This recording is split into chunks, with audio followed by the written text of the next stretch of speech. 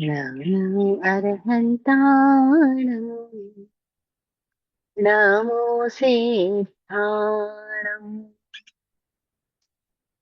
नमो आयर्याणं नमो वज्रायाणं नमो लोये संवसाहुणम् ऐसो पंचेन मुक्कारो सर्वपावपनाशनम् मङ्गलानं च सर्वेशम् पढमं हवै मङ्गलम् पढमं हवै मङ्गलम्।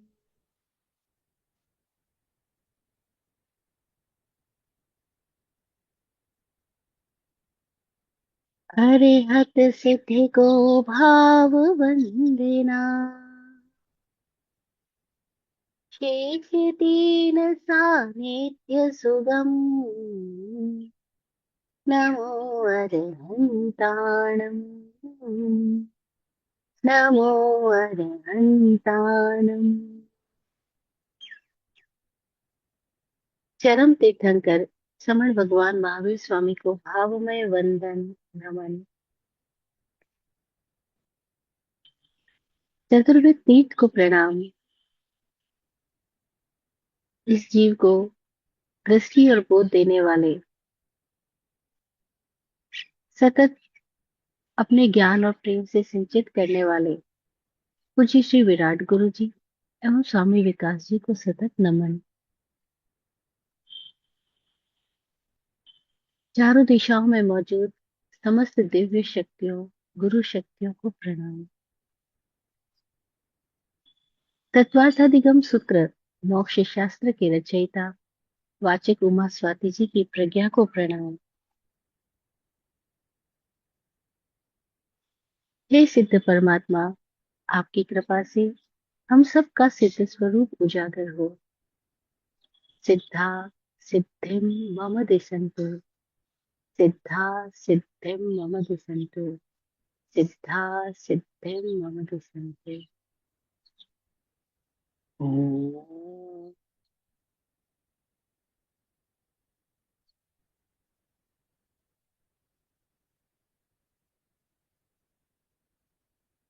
ओम।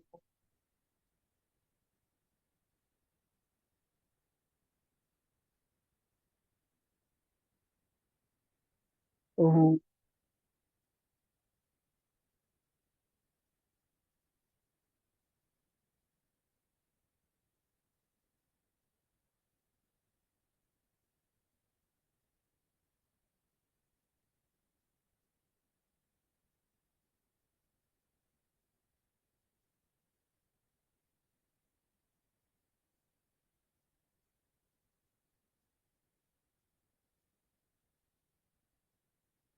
जय हो।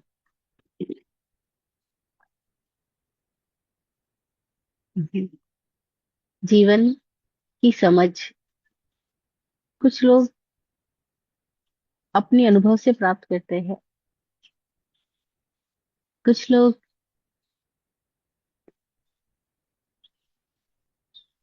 ज्ञानियों की संगति में रह करके उनके वचनों से, उनके अनुभव से, उनकी दृष्टि से प्राप्त करते हैं। तो कुछ लोग ऐसे भी हैं जो अज्ञानियों के समीप रह करके, उनके संग में रह करके उनके दुष्ट व्यवहार से भी प्राप्त करते हैं।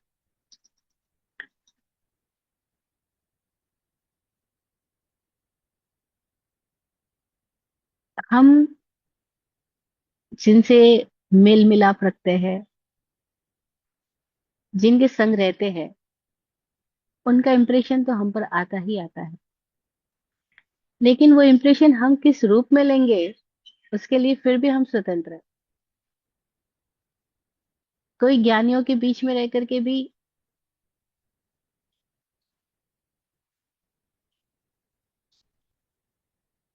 गौतम बुद्ध के समीप रह करके भी उनका ही बड़ा भाई, चचेरा भाई देवव्रत सदा उनकी कमियां ही निकालता रहा, आलोचक ही बना रहा, उनसे प्रतिस्पर्धा ही करता रहा। वो ज्ञानियों के समीप रह के भी मूर्खतापूर्ण अज्ञान का ही व्यवहार करता रहा। तो संघ में ऐसे लोग भी थे जो देवव्रत से प्रभावित हो रहे, गौतम बुद्ध की शिक्षाओं का उन पर असर नहीं पड़ रहा।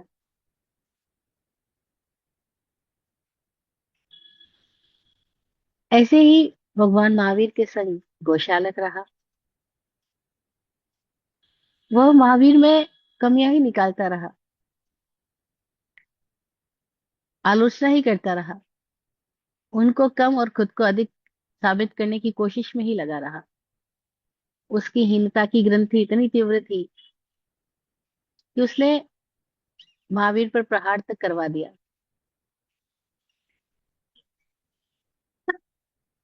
तो कोई ज्ञानियों के बीच में भी अज्ञानी बना रह सकता है, और कोई अज्ञानियों के बीच में भी ज्ञान को उपलब्ध हो सकता है। अज्ञानियों की पीड़ा, अज्ञानियों का दुख, उनकी व्यथा, उनकी मानसिकता को समझ करके अपने भीतर से उस स्थिति का त्याग कर सकता है। जब देख लेता है कि ये कैसे अपनी सोच से दुखी है और दुखी होकर के सबको बद्दुआएं दे रहा है, तो उस दुखी आदमी की बद्दुआओं को सुन करके कोई लोग तो बद्दुआग्रस्त हो जाएंगे, और कोई लोग अपने लिए शिक्षा लेकर के, प्रेरणा लेकर के वहां से आगे बढ़ जाएंगे। तो हमको कैसा माहौल मिल रहा है वो तो महत्वपूर्ण है, लेकिन उस माहौल से हम क्या ले रहे हैं वो उससे भी ज्यादा महत्वपूर्ण है। हम क्या लेते हैं वो हमारी दृष्टि पर निर्भर करता है, और हमारे भीतर की प्रेरणा पर निर्भर करता है। हमें जीवन की प्रेरणा है, प्रेम की प्रेरणा है। हम जो अपने आप को प्रेरणा देते हैं, जीवन की, प्रेम की, करुणा की, सह अस्तित्व भाव की, तो हमारी दिशा डिफरेंट हो जाती है। और अगर हम अपने को प्रेरणा देते हैं स्वार्थ की, अहंकार की, क्रोध की, तो हमारी जीवन स्थिति डिफरेंट हो जाती है। समुद्र में कहते हैं सब कुछ है, उसमें कोई अमूल्य मणिमाणिक भी मिल जाते हैं, कीचड़ भी मिलता है, कंकर पत्थर भी मिलते हैं, सीप भी मिलते हैं, शंख कौड़ियां भी मिलती है। तो कोई लोग क्या चुनने चाहते हैं, कोई लोग क्या चुनने चाहते हैं। समुद्र तो निष्पक्ष है सबके लिए, जो जो चुनना चाहता है वो ले लो। ऐसे ही ये संसार है, हम क्या चुनते हैं। कैसे हमारा विवेक जागृत हो जाए और हम हर एक स्थिति के अंदर वह प्रेरणा चुने जो जीवन को सच्चिदानंद रूप बनाती है। उसके लिए हम तैयारी कर रहे हैं। पिछले कई सारे सप्ताह से हम आश्रम का विज्ञान समझ रहे हैं। आश्रम के विज्ञान में हम वो स्थितियां समझ रहे हैं कि कैसे हम इस संसार को अपने भीतर ले जाते हैं, किस तरीके से लेके जाते हैं। क्रिया तो ज्ञानी भी करता है, क्रिया ज्ञानी भी करता है, लेकिन ज्ञानी क्रिया करता हुआ बंधता नहीं, अज्ञानी बन जाता है। ज्ञानी ऐसा है जैसे दर्पण, सामने कुछ भी चीज आती है, प्रतिबिंबित होती है, गुजर जाती है। अज्ञानी ऐसा है जैसे फोटो प्लेट, सामने जो चीज आती है अंदर ले जाता है, और फिर वैसे ही रंग रूप बना करके अपने पर्दे को खराब करता चला जाता है, अपने चित्त को दूषित करता चला जाता है। ज्ञानी का चित्त ऐसा निर्मल हो गया, सूर्य की भांति प्रकाशक है, लेकिन उसका प्रकाश किसी को बांधता नहीं, कहीं छूता नहीं। अज्ञानी ऐसा हो गया कि जहां जाता है वहां बनता चला जाता है। तो हम कैसे इसी संसार में सारी क्रियाओं को करते हुए क्रिया मात्र से बंधन में ना जाए, वो प्रेरणा लेने के लिए हम आश्रम में क्रिया विज्ञान को समझ रहे हैं। हम 25 क्रियाओं की चर्चा कर रहे हैं, जिसमें से हम 15 क्रियाओं की बात कर चुके हैं। सम्यक्त्व क्रिया, मिथ्यात्व क्रिया, प्रयोगज क्रिया, समाधान क्रिया, इरियापति की क्रिया, काय की क्रिया, आधिकरणी की क्रिया, प्राद्वेषी की क्रिया, पारितापनी की क्रिया, प्राणातिपाती की क्रिया। इन 10 क्रियाओं के बाद में हमने और 5 क्रियाओं को समझा था कि कैसे हम दर्शन से बंद करते हैं, दृष्टि से ही बंद होता है। पहले दृष्टि छूती है, फिर हमारा शरीर छूता है। तो दृष्टि जा क्रिया, स्पृष्टि जा क्रिया, दर्शन क्रिया, स्पर्शन क्रिया, ये मुख्य दो क्रियाओं को हमने लास्ट सेशन में समझा था। और जब हम भरोसा दिला करके भरोसा तोड़ते हैं तो उसको प्रातिथ्य की क्रिया बोला। फिर सामंतानुपाती की क्रिया बोला, कि कैसे चलते फिरते उड़ते गिरते हम अविवेकपूर्ण होते हैं, तो वो सामंतानुपाती की क्रिया हो गई। और उसके बाद अनाभोग क्रिया, यानी अनाभोग मतलब अनजाने में व्यवहार करते जाना, बिना शोधे परखे चलना, बोलना, फेंकना, उठना, ये सारी क्रिया अनाभोग क्रिया। समझा जाए तो सारी बातें एक ही है, उसका नाम अविवेक है।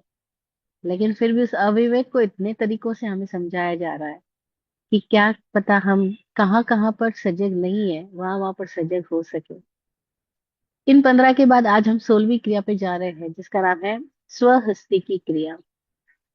स्वहस्ती की क्रिया मतलब अपने हाथ से वो कार्य करना, अविवेकपूर्ण तरीके से कार्य करना, स्वहस्ती की क्रिया है। कोई कार्य हमें करने योग्य है, कोई कार्य हमें नहीं करने योग्य है। यानी कुछ नैतिक है हमारे लिए, कुछ अनैतिक है, कुछ अधिकृत है ऑथराइज्ड है, कुछ अनधिकृत है अनऑथराइज्ड है। लेकिन हम विवेक नहीं रखते तो हम वो भी कार्य कर डालते हैं जो हमारे लिए अधिकृत नहीं है। तो उसको भी स्वहस्ती की क्रिया के अंतर्गत समझना चाहिए। जैसे सपोज कि हम साधु है, अब साधु को तो आ, मशीन चला के कपड़ों को सीना या भोजन कुक करना, वो सब कुछ नहीं कल्पनीय है। वो तो भिक्षाचरी से अपना व्यवहार करे। लेकिन अगर साधु भोजन पकाने लग जाए या वस्त्र सीने बैठ जाए या बच्चों को पालने लग जाए, तो ये उसके लिए अधिकृत भी नहीं है, आज्ञा प्रदत्त भी नहीं है, लेकिन वो ऐसा करता है, तो वो स्वहस्ती की क्रिया हो गई। तो जो कार्य हमें नहीं करने योग्य लेकिन हम करते जा रहे हैं। ऐसे ही इस क्रिया के अंतर्गत ये भी अर्थ आता है कि स्वहस्ती की का एक अर्थ करते हैं हस्त मैथुन करना। अगर हस्त मैथुन कोई करता है, मास्टरपेट कोई करता है, तो वह भी हस्त मैथुन क्रिया इसी के अंतर्गत आती है। कि कैसे हम अपने प्राकृत काम को विकृत कर डालते हैं। प्राकृत काम ऊर्जा का हमें उपयोग करना नहीं आता। और गजब की बात यह है कि हमें बचपन से सिखाया ही नहीं जाता। कोई भी हमें स्कूल, कोई भी ट्रेनिंग कोचेस हमें ये शिक्षा नहीं देते कि जीवन की जो वाइटल एनर्जी है, जो हमारी वाइटल एनर्जी है, उसको हम कैसे चैनलाइज करना सीखे। ये शिक्षा कोई भी नहीं देता।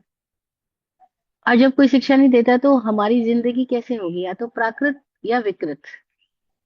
संस्कृत भला कहाँ से होगी, संस्कारित कैसे होगी। या तो वो नेचुरल काम में जाएगा, लड़के लड़की एक दूसरे के साथ कनेक्ट होते हैं, वो प्राकृत काम हो गया। एक विकृत काम हो गया कि लोग अपने ही हाथों से अपने ही अंगों को, अपनी ही ऊर्जा का किस प्रकार से उपयोग करते हैं, प्रयोग करते हैं, जिससे वो अपने आप की जीवन ऊर्जा को व्यर्थ करते हैं, व्यर्थ भी करते हैं, नष्ट भी करते हैं। और अपना तेज ओज सब कुछ खो बैठते हैं। और जब तेज ओज ही नहीं होगा, तो फिर उनके भीतर विवेक जागरण होने की संभावनाएं भी तो बहुत कम होती जाएगी। क्योंकि विवेक जागने के लिए आपके भीतर कुछ तो होगा, तो आपके भीतर विवेक का प्रकाश जगेगा, ध्यान की ज्योति खड़ी होगी। वो जगेगी कैसे, क्योंकि अंदर तो वाइटल एनर्जी डिस्टर्ब हो चुकी है, और वो गलत रास्तों से, गलत तरीकों से प्रवाहित हो रही है। और माता पिता भी ये बात नहीं जानते, तो वो भी अपने बच्चों को सही शिक्षा दे ही नहीं सकते। होना तो ये चाहिए कि जैसे हम बच्चों को कमाना सिखाते हैं, खाना सिखाते हैं, चलना सिखाते हैं, बोलना सिखाते हैं, ठीक उसी के साथ साथ हमें बच्चों को चुप रहना भी सिखाना, अपने आप को देखना भी सिखाना। ऐसे अपनी ऊर्जा को साथ प्रयोग कैसे करना, अपनी ऊर्जा को चैनलाइज कैसे करना, कैसे अपने प्रवाह को, प्राण प्रवाह को पहचान पाना, ये भी हमें सिखाया जाना चाहिए। किसी समय में गुरुकुलों के अंदर इस तरह की सारी शिक्षाएं होती थी।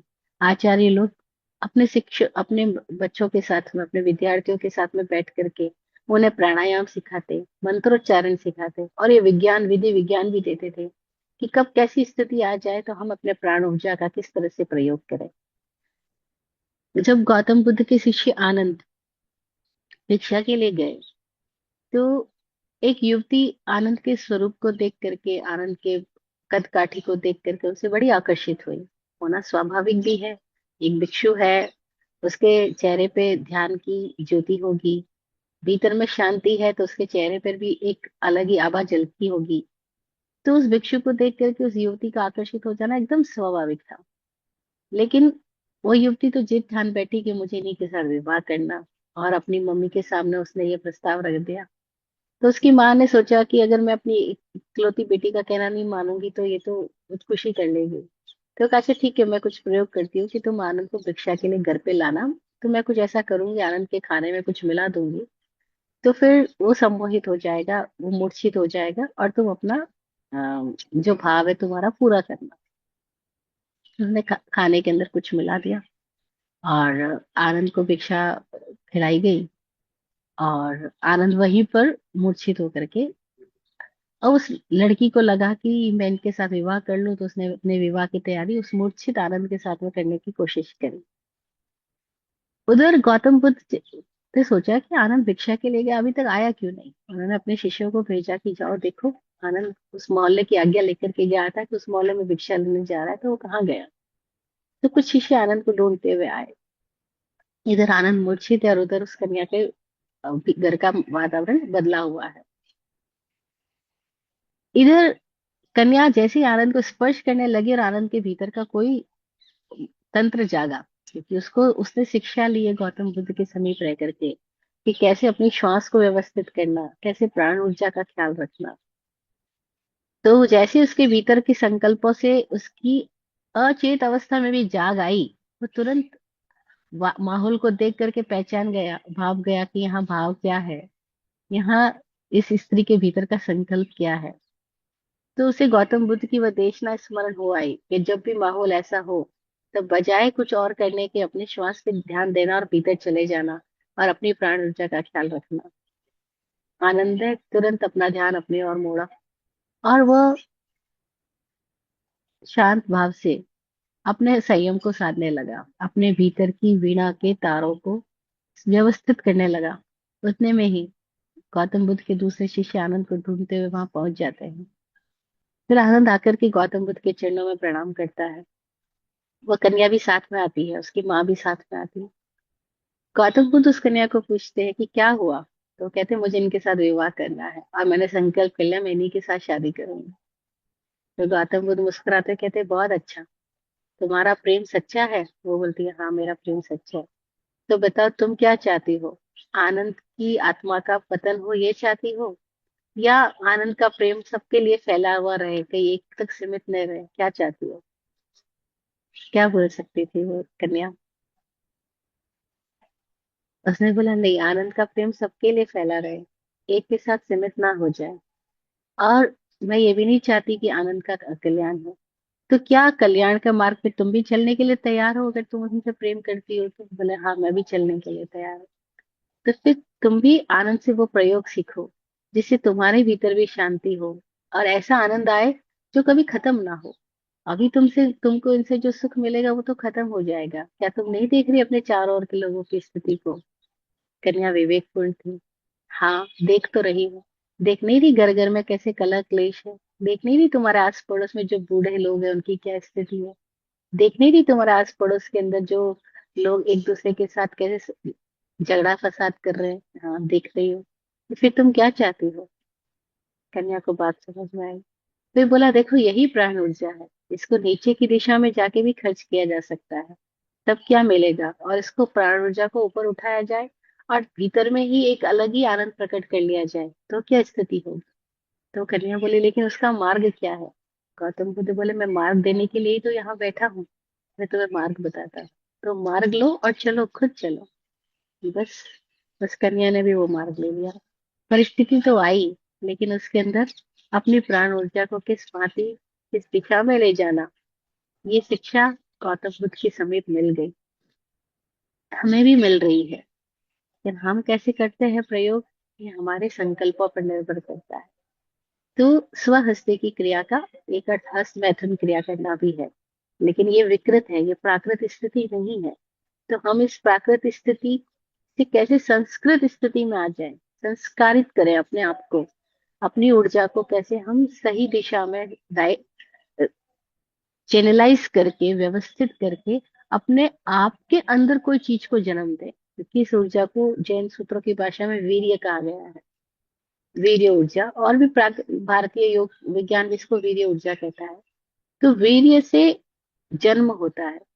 अगर बाहर की दिशा में जाएंगे तो संसार का, और भीतर की दिशा में ले जाएंगे तो स्वयं का। तो जो इस वीर्य ऊर्जा को अपने अंतर में ऊपर उठा करके स्वयं को जन्म दे देता है, उसको हमने द्विज कहा। वह द्विज है, दोबारा जन्म हुआ जिसका, जिसने खुद को जन्म दिया। अब वो जन्म माँ से नहीं हुआ, माँ से तो इस शरीर का जन्म हुआ, माँ पिता के योग से तो इस देह का जन्म हुआ, लेकिन इस देह के भी भीतर जो एक तत्व है, उसको जन्म देने के लिए अपनी ही वीर्य ऊर्जा को हमें ऊर्ध्वगामी करना होगा। अपनी ही प्राण ऊर्जा को कैसे हम अधोगामी होने से रोक लें।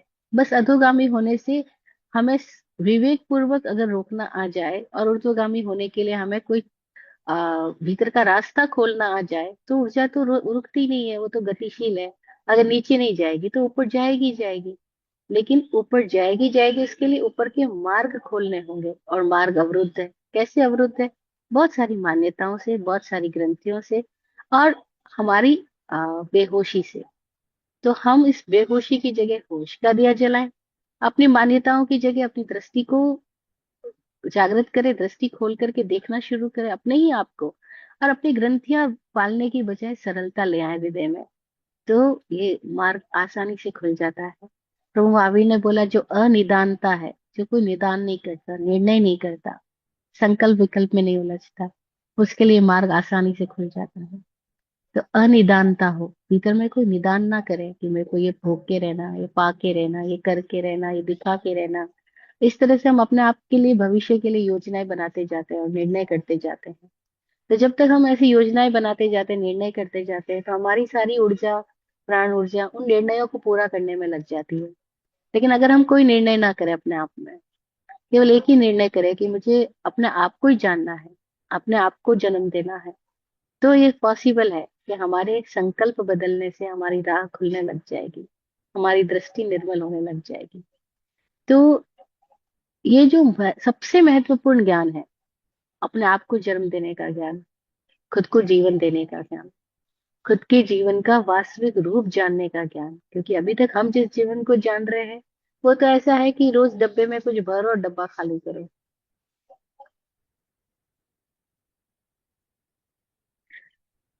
हम रोज कंटेनर फिल करते हैं, कंटेनर को वापस खाली कर empty करते हैं, बस एक ही वो काम कर रहे होते हैं, और इस कंटेनर के साथ हम चल रहे होते हैं बस। कैसे अगर हम सोचे कोई ऐसा आदमी जो बस रोज बोझा ढोता हो, फिर बोझा उतारता हो, फिर ढोता हो, फिर उतारता हो, हम उसको मजदूर कहते हैं। हम भी ऐसे ही मजदूर मजबूर है। लेकिन इसके लिए तो हम नहीं पैदा हुए कि हम मजबूरी से मजदूरी करते जाएं, इस कंटेनर के साथ ही सारा दिन रात एक ही काम करते जाएं। अगर हम देखें तो ये जिंदगी तो इतनी बेकार सी लगेगी कि क्या बात है, रोज खाना पकाना, खाना खाना, फिर खाने को निकालना, फिर सो जाना, बस ऊर्जा को उत्खट्टी करना और ऊर्जा को फेंक देना। नहीं, इतना ही नहीं है जिंदगी। इस ऊर्जा का कोई दूसरा उपयोग भी होता है, और उस उपयोग के लिए हमें इतने सारे विधान दिए गए थे। ये सारे विधान, जो सुबह उठ करके मंत्रोच्चारण करना, सुबह उपासना करना, उगते हुए सूर्य के साथ बैठ करके ध्यान करना, लोगों ने अलग अलग मंत्र इजाद किए, नमोकार मंत्र, गायत्री मंत्र, ओमकार, ओम का करें। ये सब इसीलिए प्रयोग थे कि कैसे हम अपनी ऊर्जाओं को ऊपर उठा सके, मंत्रोच्चारण के साथ में, प्राणायाम के साथ में, योगासनों के साथ में, प्रार्थना पूजा के साथ में, संध्या ध्यान के साथ में, कैसे हम अपनी ऊर्जाओं को ऊपर उठा सके, इसके लिए सारे प्रयोग थे। अभी प्रयोग रिवाज बन गए और इसका विज्ञान बक्से में बंद हो गया।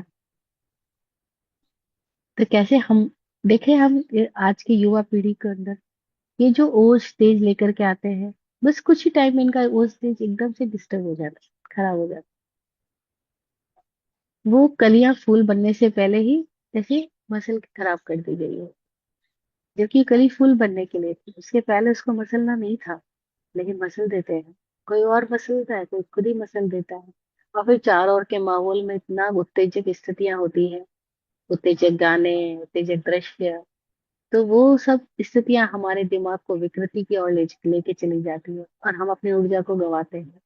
और कुछ नहीं कर रहा, ये टीवी मोबाइल के जो इतने सारे उपकरण हैं, इन सारे उपकरणों से हम जो ले रहे हैं, उपकरण गलत नहीं है, ये तो निमित्त है। हम इनसे क्या ले रहे हैं? इनसे हम अपनी ऊर्जा को खराब करके, अपने आप को खाली करके, अपने आप को दरिद्र बना रहे हैं। अपने ही ओज से, अपने ही जीवन से, अपने ही तेज से, अपने ही प्रेम से, अपने ही भीतर के विवेक से हम दरिद्र बनते जा रहे हैं। वो हमें दिखाई ही नहीं पड़ता। क्योंकि कोई समृद्ध है और कोई दरिद्र है, इसको समझने के लिए, तुलना के लिए सामने लोग भी तो चाहिए। जब सारे ही लोग दरिद्र हो रहे हो, तो कैसे पता लगे कि कोई आंतरिक वैभव क्या होता है या आंतरिक समृद्धि क्या होती है? उसको देखने के लिए हमारे सामने कोई लोग भी तो होने चाहिए। हम जिन साधु साध्वियों को आदर्श मान के जाते हैं, वो भी पिटे पिटाए दिखते हैं। उनके चेहरे पे भी कोई ओज, कोई तेज, कोई प्रेम, कोई प्रसन्नता, कोई भीतर का फैला हुआ कोई फूल खिला हुआ ऐसे नजर ही नहीं आते। हम साधु साधियों का जब मिलते हैं, खाली निष्पक्ष होकर खाली उनका चेहरा ही देख लें, उनकी चाल ही देख लें, तो पता लगता है कि उनके कपड़े ही मैले नहीं, उनके भीतर की स्थितियां भी मैली है। उनके भीतर भी दुर्बलताएं हैं। उनके भीतर का फूल नहीं खिला है। वो तो कोई एक चीज को मान करके उसके फॉलोवर बन गए हैं, और उस मान्यता को अपने ऊपर ओढ़ना चाहते हैं, फिट करना चाहते हैं। वो अपनी अपनी परंपराओं की धारणाओं को, उस परंपराओं के समाचारी को अपने ऊपर लादने में ही पूरी जिंदगी लगाए रखते हैं। वो अपनी जिंदगी से रूबरू नहीं हो रहे। उन्होंने महावीर के कोई आदर्श मान लिए, बुद्ध के कोई आदर्श मान लिए, किसी और के कोई आदर्श मान लिए, उनके वाक्यों को अपने ऊपर थोपने में लगे होते हैं। लेकिन महावीर ने थोपा नहीं था, अपने भीतर से उगाड़ा था। महावीर नैसर्गिक रूप से मुक्त हुए हैं, और हम मुक्त होने का अभिनय कर रहे होते हैं। और इसलिए हम ऊपर से सारे बंधन, त्याग के बंधन हम पकड़ रहे होते हैं। और जब त्याग बंधन के रूप में हम पकड़ा जा रहा है, तो त्याग भी बंधन ही हुआ, वो मुक्ति कहाँ देगा? तो ये साधु साधियों को देख के भी मौज नहीं आएगी। इनके चेहरे पे प्रसन्नता भीतर की है ही नहीं। इनके भीतर का हृदय एक्सपांड ही नहीं हुआ है। उनका हृदय संकुचित, अपनी अपनी संप्रदाय, अपनी अपनी परंपरा, अपनी अपनी मान्यता, अपने अपने लगावों के प्रति। और वो उसी लगावों को आगे ट्रांसफर कर रहे होते हैं। जहाँ जाते हैं, ज्ञान गच्छ वाले ज्ञान गच्छ का समाचार ही सिखाएंगे, श्रवण संघ वाले अपनी समाचारी सिखाएंगे, वो अपनी मान्यताएं सिखाएंगे, तेरापंथी अपनी सिखाएंगे, मूर्ति पूजक अपनी सिखाएंगे। और जब उनको लगता है कि उनकी मान्यताओं को और मानने वाले लोग मिल गए, तो उनको अपनी सफलता नजर आती है। उनको यही नहीं पता वो खुद ही असफल है, तो दूसरों में सफलता कैसे पैदा कर सकते हैं? लेकिन हमको अपने सम्मोहित स्थितियां दिखाई ही नहीं पड़ती। तो स्वहस्ती की क्रिया चालू रहती है, 25 ही क्रियाएं चालू रहती है, आश्रम भी चालू रहता है, क्योंकि हमें पता ही नहीं कि हम कर क्या रहे हैं। हम अपने ही जीवन से तो रूबरू हुए ही नहीं है। हम तो केवल कुछ धारणाओं से रूबरू हो गए। अब ये ऊर्जा का प्रयोग, ये किसी और की बात नहीं है, खुद के जीवन की बात है। खुद को ही समझ में आता है कि जब हमारे भीतर की ऊर्जाएं ऊर्ध्वगामी होती है, जब हमारी प्राण की स्थितियां डिफरेंट होती है, तो हम कैसे होते हैं। और जब हमारी प्राण की स्थितियां लो लेवल की होती है, तो हम कैसे होते हैं, खुद को ही समझ में आता है। लेकिन हम खुद के पास बैठे और खुद की बात सुने, तो खुद का दर्शन करें। लेकिन हमको तो खुद के पास बैठने की फुर्सत ही नहीं है, या हमारे पास ऐसा कोई ऑप्शन ही नहीं। हमको दिन रात स्क्रीन के साथ रहना है, ये हमें समझ में आता है। लोगों के साथ रहना, ये समझ में आता है। किताबों के साथ रहना, ये समझ में आता है। पर बिना किसी विषय के खुद के साथ रहना है, ये बात ही समझ में नहीं आती। क्योंकि ऐसा कोई हमारे सामने एग्जाम्पल भी नहीं होता, लाइव एग्जाम्पल भी नहीं होता।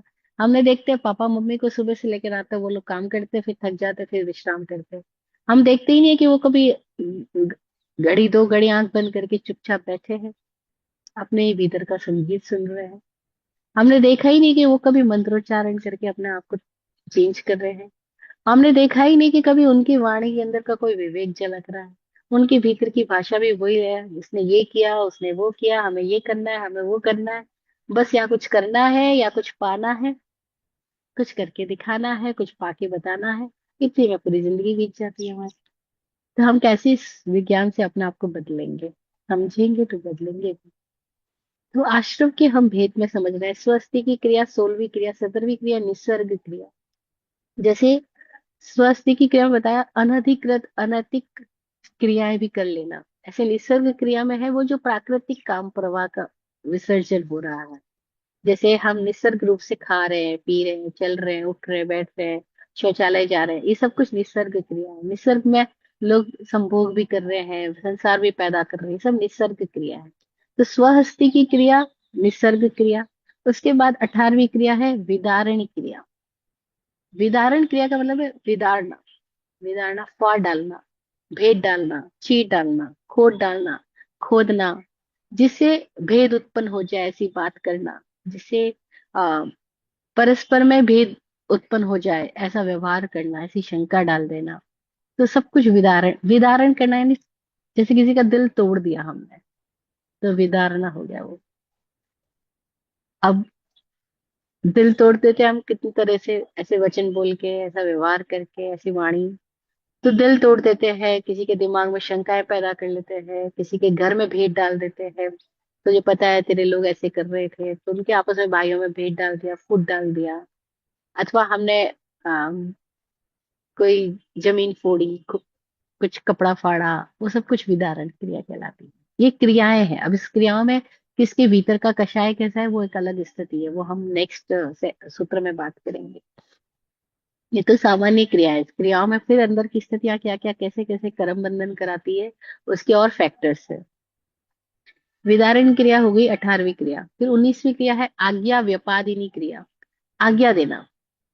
जैसे कोई लोग होते हैं जिनको आदत ही होती है हर एक बात पे दूसरों को पे हुकूमत चलाने की, कैसे सबको कंट्रोल में रखने की। जो जिनका नेचर ही ऐसा होता है कि बस वो जो जो भी बात करेंगे वो सामने वाले को एकदम आदेश देते हुए बात करेंगे।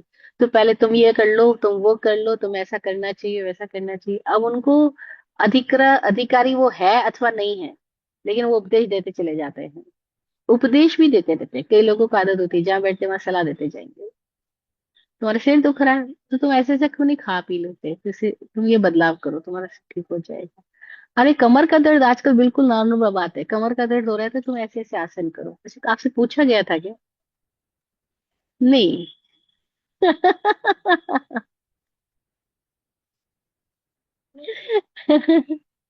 भारत में बहुत अच्छा शिक्षा शब्द आता है, लाड़े की भुआ। लाड़े की भुआ बनना यानी किसी ने कुछ कहा नहीं लेकिन हम लाड़े की भुआ बन गए। हम बीच में जाकर के अपना उपदेश झाड़ के आ गए वहां पर, क्योंकि हमने सुना है तो फिर उल्टी तो करनी पड़ेगी ना। जो अंदर गया उसको बाहर तो निकाल, गार्बेज इन गार्बेज आउट। तो हमने कोई रील देख ली, हमने सुन लिया इसको ऐसे ऐसे पकाना चाहिए, इसको ऐसे ऐसे करना चाहिए, बस तो हमने वो आगे फॉरवर्ड करनी शुरू कर दी है। तो आज्ञा व्यापादिनी क्रिया करते रहते हैं हम, दूसरों को उपदेश, आदेश, सलाह बिना मांगे कुछ भी चालू ही रहता है हमारा दिन। और फिर इसमें पता है, इससे इतना मजा आता है, इतना मजा आता है, क्योंकि इससे लगता है कि हम तो सही है, हम तो जानकार है, हम तो ज्ञानी है, तभी तुम दूसरे को बोल रहे हैं। दूसरे को बोलने में बड़ा मजा आता है, एक अंदर एक संतोष मिलता है। तो बहुत सारे लोग हमारी बात को सुन के जब हाँ हाँ करते हैं, हाँ भाभी जी आप बिल्कुल सही कह रहे हैं, हाँ भाई साहब आपने तो हमारी जिंदगी में इतना उपदेश दे दिया, बस हमारा अहंकार पूरा हो जाता है और हमें मजा आने लग जाता है। ये आज्ञा व्यापादिनी क्रिया में पता ही नहीं है, बेहोशी में हम पता नहीं क्या क्या बोलते चले जाते हैं। फिर आज्ञा व्यापादिनी है 19वीं क्रिया। 20वीं क्रिया है अनवकांक्ष क्रिया। अनवकांक्ष का मतलब है बिना इच्छा के। बिना इच्छा के कोई लोग चलते हैं ना, उनको बच्चे को बोलो जरा, टीवी देख रहे हैं मोबाइल हाथ में पकड़े हुए, और उनको बोलो जरा उठ करके तुम ये काम करके आना, ये पानी की एक गिलास लेकर आना जरा।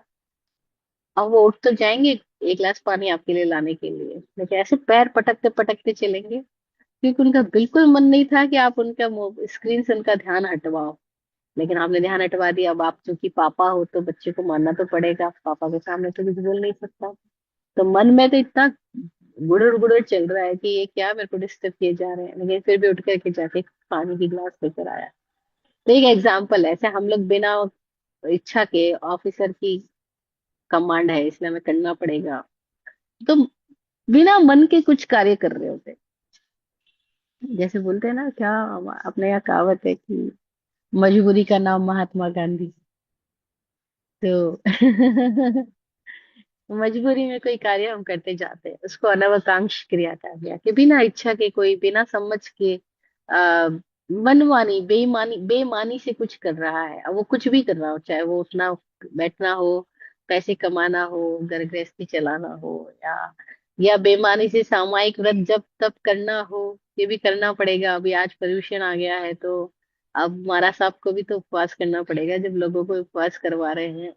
और वो संवत्सरी का सबको उपवास कराए और खुद भिक्षाचरी लेने जाए तो बड़ा कठिन हो जाएगा। लोग क्या बोलेंगे, तो वो जबरदस्ती उपवास करते हैं, तो अनावकांक्ष क्रिया। तो कहते भी है, अरे क्या करें, एक साल में एक दिन तो हमें जबरदस्ती करना ही पड़ेगा, करना नहीं चाहते हुए भी कर रहे हैं, क्योंकि नियम ले लिया। कभी नियम लिया था तब तो भाव था, अब तो भाव ही नहीं है, अब तो मजबूरी हो गई, कब आठम चौदस करना ही पड़ेगा। तो ये जो ऐसे बिना मन के हम कुछ भी कर रहे हैं, कुछ भी कर रहे हैं, वो उसका लेना देना नहीं है कि वो धर्म कर रहे हो धर्म कर रहे हो, वो सब कुछ अनावकांक्ष क्रिया ही है। ये 20 क्रियाएं हैं। 21वीं क्रिया है आरंभ क्रिया। आरंभ क्रिया का मतलब है उंगेड़ना, आरंभ करना, स्टार्ट करना, बिगिन करना। जैसे हम कोई चीज की शुरुआत करते हैं, शुरुआत करना बस। हमने एक बुजुर्ग आदमी से बस इतना सा शुरुआत कर लिया, पूछ लिया कैसे हैं आप, आपकी तबीयत कैसी है, बस। बुजुर्ग ने तो सीरियस समझ लिया कि वो सीरियसली मेरे को पूछ रहा है तबीयत कैसी है। अपने उसने स्टोरी सुनानी शुरू कर दी कि क्या करे, बीपी ये है, शुगर ये है, वो है, मेरे घर में ये परेशानी है। अरे वो अब पूछने वाला कहते, मैंने पूछा ही क्यों था, मैंने तो ऐसे ही नॉर्मली पूछ लिया था कि कैसे है। हाँ, तो पूरा आधा घंटे की स्टोरी सुननी पड़ गई। तो बड़ी आरंभ क्रिया हम आरंभ में नहीं समझते, और ये आरंभ का विज्ञान भगवान महावीर ने जबरदस्त दिया। उन्होंने ये नहीं कहा कि अंत हिंसा है, उन्होंने कहा आरंभ ही हिंसा है, क्योंकि आरंभ हुआ है तो अंत तो होगा। अंत में चेतना मुश्किल है, आरंभ में ही चेत जाए। और ये गड़बड़ी हम कैसे करते हैं, जैसे हम एग्जाम्पल दे रही हूँ, मेरे साथ भी होता है ये। हम लोग खाना परोस रहे हैं, कहीं बुफे है, हम खाना ले रहे हैं, प्लेट में लगता है ये भी खा लेंगे वो भी खा लेंगे, सब भर लेते हैं। और जब खाना शुरू करते हैं तो पता लगता है, अरे ये तो इतना सारा एक्स्ट्रा है, अब क्या करें। एक में तो ले लिया, लेकिन अब तो ये सब कुछ एक्स्ट्रा है, खाना इतनी कुछ जरूरत ही नहीं थी मुझको। तो बड़े लोग क्या कहते हैं, अरे भाई लेते वक्त ही सावधानी बरतना चाहिए था। आरंभ करते वक्त हम चेते नहीं, और जब आरंभ कर लिया तो अब तो बात निकल गई है। बात निकली है तो कहीं दूर तलक जाएगी। जगजीत साहब की गजल है। तो बात निकली है, बस यही ध्यान रखना होगा, बात निकालते वक्त। बात निकल गई है, द्रौपदी के मुंह से वचन निकल गया है, तब महाभारत होएगी। तो ये अब आरंभ में नहीं चेतते, फिर अब अंत हो, अंत निश्चित है, क्योंकि आरंभ हुआ है तो अंत तो होगा। तो समर्थ भगवान महावीर ने आरंभ को हिंसा बोला, ये आरंभ ही हिंसा है। इसलिए आरंभ में ही विवेक रखना, आरंभ कर दिया तो फिर अंत होगा। चल माने चलिए, चल पड़ा है तो वो पहुंचेगा, क्रिया अपनी परिसमाप्ति पर जाएगी ही, क्योंकि हर क्रिया का अंत होना निश्चित है। लेकिन क्रिया शुरू करने से पहले ही विवेक रखना है कि शुरू करना है कि नहीं करना। एक बार स्टार्ट कर दिया है, एक लड़की को छेड़ दिया है, अब आगे की स्टोरी क्या बनेगी, कुछ कहा नहीं जा सकता। और कई लोग बोलते हैं, मैंने सुना कई साधु साधु भी बोलते थे, उनको लोग बोलते हैं आपने प्रवचन की टाइम तो 9 बजे की रखी थी, आप तो 9:30 बजे तक बोले ही जा रहे, 10 बजे तक बोले ही जा रहे, लोगों को लेट हो रहा है। बोलते हैं हमें शुरू मत करो, हमें शुरू कर देते हैं, फिर हम वो बंद नहीं होते, ऐसी टैप रिकॉर्ड है, फिर हम चालू हो जाते हैं, फिर हम चलती रहते, हमें रुकना नहीं आता। तो शुरू रुकना नहीं आता क्योंकि शुरुआत करना ही नहीं आता, शुरुआत में विवेक नहीं। विराट गुरु जी कहते थे कि पूरा मौन हो जाने से भी ज्यादा विवेकपूर्ण बात यह है कि आप शब्दों का अभिग्रह करें, कि मैं आज दिन में 50 शब्द से ज्यादा नहीं बोलूंगा। आज दिन भर में 10 शब्द से पूरा मौन नहीं कर सकते आप, कोई बात नहीं, आपको कई जगह पर आप इस तरह से एसोसिएटेड हो कि आपको बोलना पड़ेगा, घर में हो, ऑफिस में हो, कई जगह पर आपको बोलना, लेकिन आप ये विवेक कर लो कि कितने शब्द बोलना है। उसका तो आप लक्ष्य बना सकते हैं कि मैं 10 शब्द से ज्यादा दिन भर में काम में नहीं लूंगा, 20 शब्द से ज्यादा नहीं बोलूंगा। आरंभ में चेतने के बहुत सारे प्रयोग है कि कैसे हम आरंभ में ही चेते। हमारे पिताजी जब बच्चे खाना ले रहे होते थे तो कहते थे स्टार्टिंग में ही ध्यान रखना, एक्स्ट्रा बाद में नहीं, जूठा नहीं छोड़ना है, लेकिन लेते वक्त थोड़ा थोड़ा डालो इनको थाली में, क्योंकि दोबारा मांग लेंगे, लेकिन एक साथ ले लिया तो फिर मुश्किल में पड़ेंगे। तो आदत डालते थे, आरंभ में चेतो, हर काम शुरू करने से पहले ही ध्यान रख लो कि शुरुआत कैसे कर रहे हो। ऑर्डर कर देते, फिर सोचते रहे इतना सारा ले लिया अब क्या करें ऑर्डर, तो नहीं, आरंभ में ही चेतो। हम रिश्ता बना देते हैं, आरंभ में ही नहीं चेतते, फिर रिश्ते बन जाते हैं, फिर बाद में पछताते हैं, अरे ये क्या कर लिया, गले में गंडी बांध ली। तो भाई बांधी तो हम नहीं है, तो आरंभ में हम चेते नहीं थे, और अभी भी हम चेत नहीं रहे, अभी भी हम पता नहीं कहाँ कहाँ कैसे कैसे संबंध जोड़े चले जाते हैं। तो आरंभ क्रिया का मतलब है कि स्टार्ट करना, स्टार्ट में विवेक रखना। जो स्टार्ट में विवेक नहीं रखता है वो फिर आरंभ क्रिया करता जाता है, और टिक टिक टिक टिक आरंभ करता जाता है, चालू ही रहता है आरंभ, पता ही नहीं चलता कि कैसे हम आरंभ कर रहे हैं। एक बार नींद नहीं आ रही, फोन देख लिया, बस फोन देख लिया, अब तो नींद गई है, फोन के साथ हम पूरी रात बीत जाएगी, पता ही नहीं चलेगा कहाँ कहाँ कौन सी स्टोरी में हम चले गए। तो ये आरंभ क्रिया है। इसके बाद पारिग्रही की क्रिया, आरंभी की क्रिया, पारिग्रही की क्रिया, 22वें नंबर की क्रिया। पारिग्रही का मतलब है परिग्रह करना, मूर्छित हो जाना। मूर्छा को भगवान ने परिग्रह कहा, वस्तुओं के संग्रह का नाम परिग्रह नहीं कहा। वस्तुओं पे मूर्छा रखना, बेहोशी रखना, अधिकार भाव रखना, ममता भाव रखना, मेरा है, मतलब मेरा घर, मेरा फोन, मेरा नाम, मेरे बाप दादों का नाम, अरे मेरा धर्म। लोग तो ऐसे ऐसे बोलते हैं मेरे महावीर, मेरे बुद्ध। हंसी आती है यार, महावीर के ऊपर भी अपना मेरे का टप्पा लगा देते हैं। मेरे राम, मेरे कृष्ण, बस ये जो मेरा, ये जो ममता भाव लगा देते हैं, हम मेरे का ठप्पा लगा देते हैं। स्वामी जी बहुत हंसते हुए बात कहते हैं ये बात, कि जिसको मैं का ही पता नहीं है वो मेरे का ठप्पा लगाया जाए। भाई मैं से तो मेरा पैदा होगा, पहले मैं क्या ये तो जान लो, फिर मेरे की बात करो। हम मैं को ही नहीं जानते पर मेरा बनाए चले जाते हैं। तो जो मेरे का है संकल्प विकल्प, वो सब कुछ पारिग्रही की क्रिया है। उसमें फिर मेरा वाद, मेरा सिद्धांत, मेरी मान्यता, मेरे आदर्श, मेरी सोच, मेरी परंपरा, मेरी धारणा, मेरा धर्म, सब कुछ, सबका परिग्रह, सब पारिग्रही की क्रिया है। वो मेरे विचार को लेके पारिग्रही है, मेरी शैली। अब देखो घर में दो लेडीज एक साथ किचन में काम कर रही है, एक के काम करने की स्टाइल दूसरी, दूसरे के काम करने की स्टाइल दूसरी, और नेचुरल बात है, सबकी स्टाइल डिफरेंट ही होती है। लेकिन उनको लगता है मेरे तरीके से काम क्यों नहीं हो रहा, बस हो गया झगड़ा। मैं जैसे बनाती हूँ वैसे तुम क्यों नहीं बना रहे हो गया झगड़ा।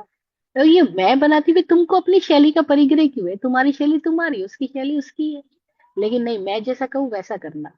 बस हमें पता ही चलता कहाँ परिग्रह की क्रिया हो गई, क्योंकि हमने मेरे कहने पे, मेरी बात पे भी मैंने अपना ठप्पा लगा दिया कि मेरी बात नहीं मानी गई। घर में आदमी ने पूछा भाई कहाँ कहाँ जाना है, क्या क्या करना, लिस्ट बना लो। सबने अपनी अपनी बात रखी, लेकिन उसने तो जो करना था वो किया।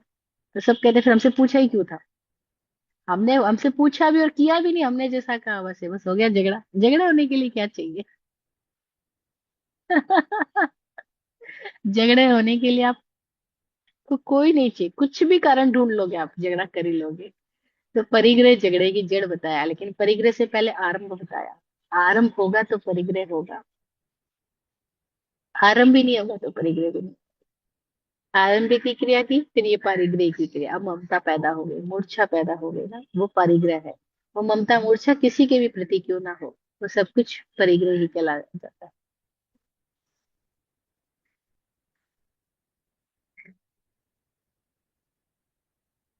आरंभ की क्रिया, परिग्रह की क्रिया, इसके बाद है माया क्रिया। माया क्रिया का मतलब हम समझते हैं, माया मतलब जो है नहीं वो दिखलाना माया है, या मासा माया। जो है नहीं वो हम शो कर रहे हैं, जैसे अंदर में तो स्वागत का कोई भाव नहीं है, लेकिन घर में आए हुए व्यक्ति को बोलते हैं वाह, बड़े दिनों बाद आए, आपको मिलके बड़ी खुशी हुई। वाह, क्या लोग बोलते हैं ना, इतने सारे डायलॉग्स बोलते हैं एक दूसरे को मिलने के बाद में, so nice of you, happy to meet you, सब, और अंदर में कुछ और ही चल। तो भीतर कुछ बाहर कुछ माया है।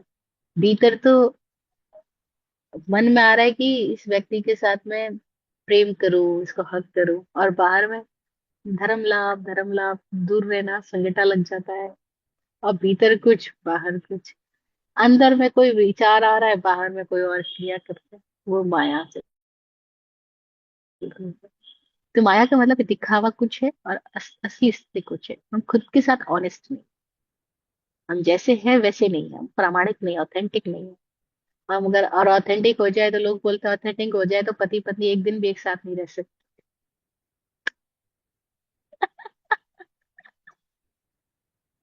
बोलते हैं वहां तो डायलॉग्स बोलने ही पड़ते हैं, अरे तुम बहुत सुंदर लग रही हो, नहीं गए तो रोटी का मुश्किल हो जाएगा। इसीलिए तो संसार को ही माया कहते हैं, क्योंकि संसार सब माया ही है यहाँ पे जो असली है वो तो दिखाई नहीं सकते। अगर दिखा असली जैसे हो वैसे रहना शुरू कर दो तो बड़ी मुश्किल में पड़ जाओगे। तो हर कोई मेकअप करके रहता है, हर कोई प्रदर्शित करके रहता है। तो माया मतलब यथा स्थिति में नहीं जीना, वास्तविकता में नहीं जीना, वो माया। तो माया क्रिया हम देख ही रहे हैं। पता लग जाए ये सब माया क्रिया तो शायद हम जाग भी जाएंगे, क्यों माया में जाए, जैसे है वैसे रहेंगे। और ऐसे लोग भी हुए हैं। विश्वचंद्र विद्यासागर को उस समय की सरकार ने बुलाया इनाम देने के लिए, सभा के अंदर सम्मानित करने के लिए। तो उन्होंने सोचा कि यार मेरे पास अच्छे कपड़े भी नहीं है, फटे से कपड़े हैं। तो उनके एक मित्र ने सलाह दी कि तुम इस तरीके से किसी के कपड़े उधार मांग के पहन लो। ले भी आए। लेकिन फिर ख्याल आया कि ये तो गड़बड़ हो जाएगी, मैं हूं जैसा रहूं ना, क्यों किसी और के कपड़े पहन के जाऊं। नहीं पहने। सभा में अपने ही वेश में गए। किसी ने पूछा भी, ऐसा कैसे? बोले नहीं, दूसरों के कपड़े मांग के पहन सकता था, लेकिन वो माया हो जाती। ये तो मैं जिस स्थिति में हूँ उसी स्थिति में जाऊँ, उसी स्थिति में रहूं। माया नहीं की इन्होंने। तो ऐसे लोग भी हैं जो इतनी सी छोटी बात का ध्यान रखते हैं कि कहाँ मैं माया तो नहीं कर रहा हूँ, कहाँ मैं भीतर कुछ बाहर कुछ तो नहीं दिखा रहा हूँ, जैसा हूँ वैसे ही रहूँ ना। क्यों है तो भीतर में तो खाने के लाले पड़ रहे और बाहर बड़े बड़े डायलॉग्स बोल करके अपना को करोड़पति साबित करना। वो तो मैं छोटे गांव का, लेकिन अपना वो बड़े शहर का भी बता रहा हूँ। इस बात की भी माया होती है। लोग शादी के समय रिश्ते बनाते समय झूठ बोल देते हैं, कहते हैं हम तो यहाँ के लोग हैं, हमारे पूर्वजों का ये है वो है। अब बाद में पता लगता है अरे शादी के बाद पता लगता है कुछ और ही था यहाँ तो बड़ा माया होती है। कई कई व्यवहार में होती है, हम समझ सकते हैं कि कैसे हम माया कर रहे हैं, जहां हम जो है वो ना होकर के कुछ और शो कर रहे हैं, वो सब कुछ माया। फिर ये माया के बाद में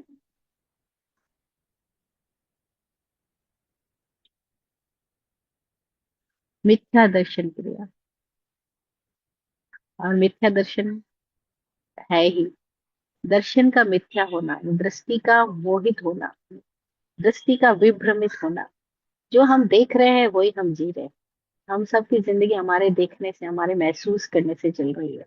और जब हमारा देखना ही, हमारा महसूस करना ही मूर्छा में है, मूर्छा नहीं बेभानी में है, हमें होश ही नहीं है, तब हम क्या करेंगे? हमेशा ही पक्षपात में ही बात करेंगे। एक को अच्छा मानेंगे, एक को बुरा मानेंगे, एक से लगाव रखेंगे, एक से घृणा रखेंगे। और राग द्वेष मिथ्या दर्शन की संतानें हैं। तो ये मिथ्या दर्शन क्रिया तब तक चलती रहती है जब तक भीतर में मूर्छा ही है, हमें पता ही नहीं है कि हम कैसे लगाव में काम कर रहे हैं। अब इस मिथ्या दर्शन के कारण से क्या कुछ नहीं होता। लोग धर्म के क्षेत्र में भी मिथ्या दर्शन में ही तो रहते हैं।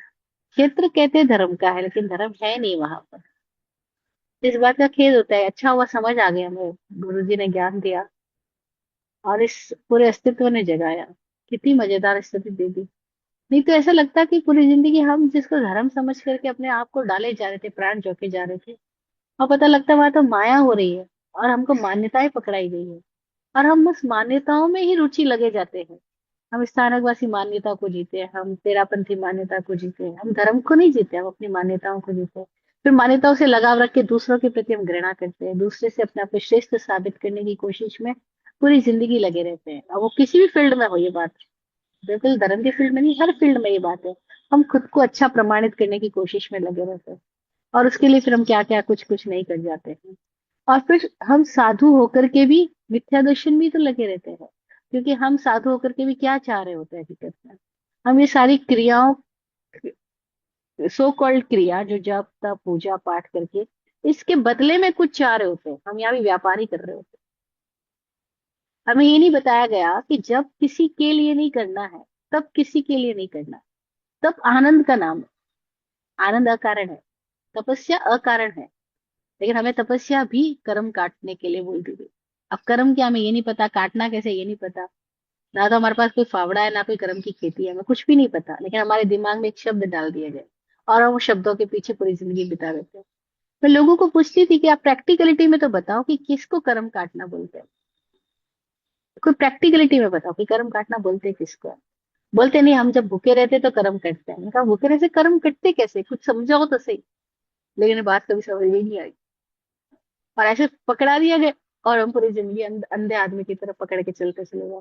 तो मिथ्या दर्शन का मतलब जहाँ आंख खोली नहीं है, अथवा आंख के ऊपर इतने सारे पर्दे डाल दिए, मिथ्यात्व डाल दिया, मतलब मिथ्यात्व मतलब जो है नहीं वो दिखाया गया। जैसे आप कह रहे हो एआई से हमने प्रोजेक्ट कर लिया, पीछे का बैकग्राउंड बना लिया। अब ये क्या है, ये दर्शन सम्यक नहीं है, सामने पहाड़ नहीं है लेकिन हमको पहाड़ दिख रहे हैं, तो ये मिथ्या दर्शन हो गया। तो ऐसे हम हर जगह पे जो है नहीं उसको आरोपित कर रहे हैं, प्रोजेक्ट कर रहे हैं। और वस्तुतः विज्ञान में जाते तो समझ में आता, कर्म मतलब हमारे भीतर की बेहोशी, और तपस्या मतलब उस बेहोशी से जाग जाना। और जब जैसी बेहोशी से जागोगे तो वैसे ही आपके पास कर्म रहेंगे ही नहीं। कर्म का मतलब ही बेहोशी और धर्म का मतलब ही होश। जिसको अपने आप का स्वभाव में जो जी रहा है, जैसा है वैसा एकदम स्वाभाविक जी रहा है, जागृति पूर्वक खुद को देखते हुए, वो तो है धर्म में। लेकिन जैसे ही कोई आदमी मूर्छित होके कुछ भी कर रहा है, वो है कर्म में। और कर्म काटने के लिए तपस्या का मतलब क्या था, तपस्या का मतलब था जागरण सबसे बड़ा तप है। हम हैं क्या, वो जागते हुए जिए। लेकिन हम है क्या, हम अपने में ही नहीं है, हम जाग ही क्या रहे हैं? हम अपने में जागे हुए नहीं, हमारा पूरा पूरा फोकस हमारा किसी पर में है।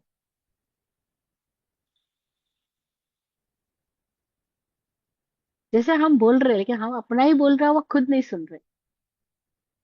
दूसरे सुन रहे हैं, हम खुद कहाँ सुन रहे। तो हम कहाँ हैं, हम कैसे हैं, हम खुद को ही जागते हुए चलना शुरू कर दें। तो हाँ, वो जागरण से मूर्छा हटने से हमारे भीतर रूपांतरण जो गतित होता है, वो हमें समझ में आता है कि हाँ कर्म कटा, मतलब हम पुराने आदमी नहीं रहे। एक पहले वाला आदमी भी था जिसको जरा सा पिंच करो और वो कैसे चला जाता था, क्रोध में, वासना में, लोभ में। अब भी कोई पिंच करता है लेकिन हम देख पाते हैं कि हाँ हो रहा है। लेकिन हमारे से वो कृत्य उठता ही नहीं, वो विचार उठता ही नहीं, वो तरंग उठती नहीं हमारे भीतर से। क्यों? क्योंकि अब स्व का स्व में प्रतिस्थापन हुआ, हम केंद्रस्थ हुए, हम स्वभाव में आए।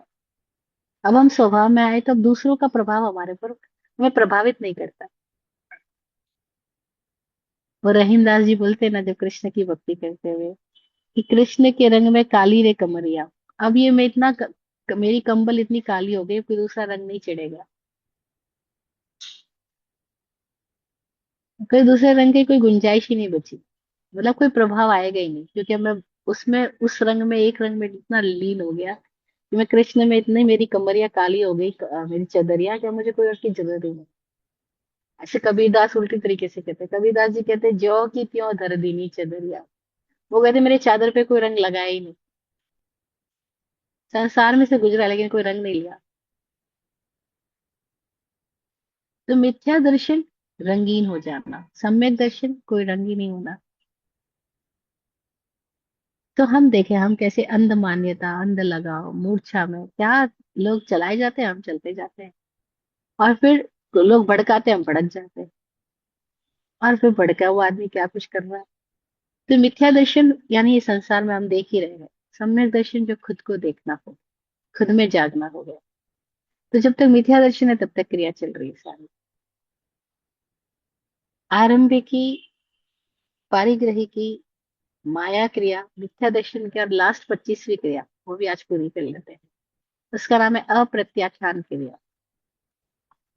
अप्रत्याख्यान क्रिया का मतलब है कि जिसने अपने भीतर अपने आप को प्रत्याख्यानित नहीं किया, खुद को संकल्पित नहीं किया, खुद संवरित नहीं हुआ।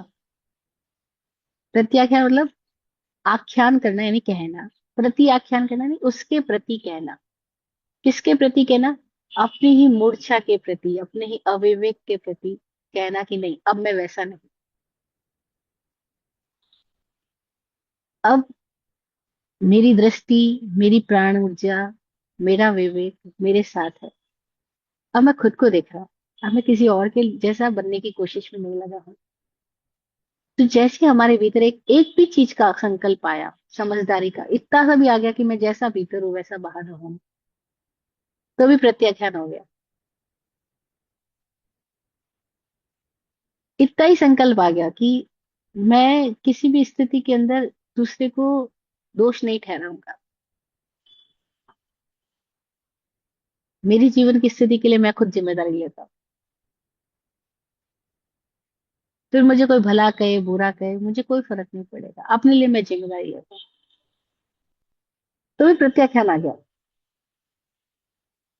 लेकिन जब कोई भी हमने जिम्मेदारी ही नहीं, अप्रत्याख्यान किया, अब हमें पता ही नहीं है, ऐसे ही कुछ भी चला जा रहा है, हवाई जहाज ले रहा है बाय, गंगा गए गंगादास, जमुना गए जमुनादास, जिसने जो रंग ढाल दिया, जो जिस दिशा में ले गया, हम खाली खुद पड़े, हमें पता भी तो नहीं है। हम तो एक गेंद की तरह कोई इधर से उछालता है कोई उधर, घुंघरू की तरह बजता ही रहा हूँ, कभी ऐसा कभी ऐसा।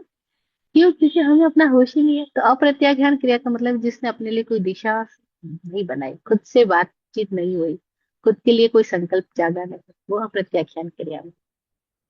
तो ये 25 तरह की क्रिया है। हमने ये सूत्र जाना था, छठे अध्याय का छठा सूत्र, अव्रत कषाय इंद्रिय क्रिया पंच चतु पंचविंशति पूर्वस्य भेदा। ये छठा सूत्र चल रहा है हमारा कि सांप्रदायिक आश्रम के पूर्व यानी सांप्रदायिक और इडियापति की आश्रम के हमने पहले दो भेद जाने। उसमें से सांप्रदायिक आश्रम के ये भेद हमने किए, अव्रत आश्रम के 5 भेद, कषाय आश्रम के 4 भेद, इंद्रिय आश्रम के 5 भेद और क्रिया आश्रम के 25 भेद। इस तरह से 39 भेदों की हम विवेचना पिछले कई सारे सेशन से करते आ रहे हैं। तो आज हम 25 क्रियाओं को पूरा तरह से शब्दों से तो हम समझ चुके हैं, बाकी तो खुद के विवेक से समझेंगे कि कैसे हमने इन 25 क्रियाओं के द्वारा हम आश्रम करते चले जा रहे हैं। क्या कहते हैं, आश्रम में 25 क्रियाएं समाहित है। अभी आश्रम में अव्रत, कषाय, इंद्रिय और क्रिया, इन 4 स्तंभों से हमने आश्रम के विज्ञान को समझा है। यही आश्रम का विज्ञान हमें बता रहा है कि अगर हम इडियापति की हो जाए, हम भीतर से संप्रदाय से मुक्त हो जाए, भीतर में कषाय ना रखे, यानी यथा ख्यात हो जाए, जैसे भीतर वैसे बाहर हो जाए, तो स्थिति ये रहेगी कि हम है, लेकिन हम हमारे भीतर जैसे हम नाव समुद्र में है लेकिन समुद्र नाव में नहीं। अदरवाइज हम समुद्र में है, समुद्र भी हमारे में है, हम भी संसार में, संसार भी हमारे में। अदरवाइज ऐसा हो जाएगा कि अब ये गजब बात महावीर भगवान ने की, स्वगडाक सूत्र में आता है कि जो जो धर्म को उपलब्ध होता है, वो वो खुद तीर्थ हो जाता है, वो खुद ही तीर्थ हो जाता है, और वो खुद ही तैर रहा है, वो खुद ही तरणी हो जाता है, वो खुद ही नौका हो जाता है। और वो नौका हो जाता है, वो चल रहा है, लेकिन उसके अंदर कुछ भी छेद नहीं है, तो वो पार चल जाती है। तो हम ऐसी स्थिति में आ सकते हैं। इसके लिए हमें सारा विज्ञान समझ है। तो आश्रम में हमने समझा कि ये आगमन है, इन आगमन के साथ हमारा संबंध बना तो बंध पड़ गया। आश्रम और बंध दोनों में क्या फर्क है? सगाई के वक्त बहुत सारे रिश्ते आते हैं, वो आश्रम है, लेकिन जैसे हमने एक रिश्ते को टिक कर देते हैं, रोका हो गया, वो बंद हो गया। रोका करते हैं तो लोग बोलते हैं सगाई कर दी, वागदान कर दिया, रोका कर दिया, पंजाबी लोग रोका बोलते हैं, रोका मतलब रोक लिया कि अब इसका इसके साथ, तो ये रोक लिया, रोका कर दिया, तो ये बंद पड़ गया। तो सगाई में तो बहुत सारे रिश्ते आए, सगाई से पहले तो बहुत सारे लड़के लड़कियों ने एक दूसरे को देखा, जो देखा वो तो आश्रम है, लेकिन जैसे ही आपका सगाई करी, बंद पड़ गया, बस। और फिर आगे तो बंद के बाद संबंध होगी, दुनिया शुरू हो गई। तो हम देखें कि ये 25 क्रियाओं के द्वारा हम अपने आप को जगाए कि कहा हम जब भी जो भी क्रिया कर रहे होते हैं, हम उसमें होश पूर्वक रहेंगे तो क्रिया डिफरेंट हो जाएगी, बेहोश में रहेंगे तो आश्रम बना रहेगा। आज इतना ही, प्रश्न के लिए जगह रखते हैं। और 25 क्रियाओं के नाम याद रहे ना रहे, हमने सुनने के साथ ही अपने आप का तो देखना शुरू कर ही दिया था। तो सुनने के साथ ही खुद को देखते जा रहे थे, खुद को समझ में आ रहा है कि हम कहाँ कहाँ त्रुटि में है। वहां वहां हम पुश बढ़ाते जाएंगे अपना, तो मजा आएगा। आत्मज्ञानी पूज्य विराट गुरु जी का आशीर्वचन दुआ सबके लिए पढ़ते हैं। आप फूलो फलो हो जिंदगी मखमल मुलायम। आप फूलो फलो हो जिंदगी मखमल मुलायम। आपकी हर खुशी पे है हमारी जान सदके। दुआ करते हैं चुपचाप दिल की थाप से हम। दुआ करते हैं चुपचाप दिल की थाप से हम। रहे जाते नवाजे हर घड़ी अरमान सबके। अमन और चैन से गुजरे आपका वक्त सारा। अमन और चैन से गुजरे आपका वक्त सारा। रुख पे खिलती रहे यूं रूह की मुस्कान खुल के। रुख पे खिलती रहे यूं रूह की मुस्कान खुल के। जय हो, जय हो, जय हो। सबका कल्याण।